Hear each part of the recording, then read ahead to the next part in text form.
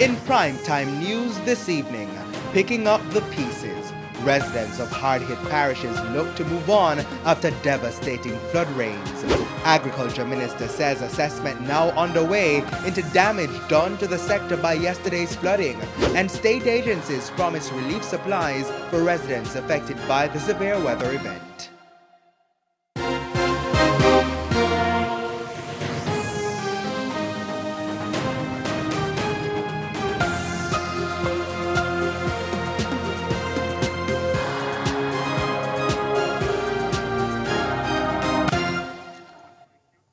Good evening. Welcome to Primetime News. We're on air and online at onespotmedia.com. I'm Herman Green. Thanks for joining us.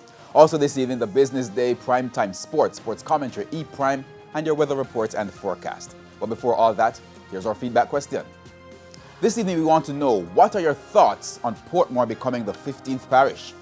You can share your comments online, facebook.com/televisionjamaica, or tweet at televisionjam1. Please stay tuned. Primetime News returns after this break.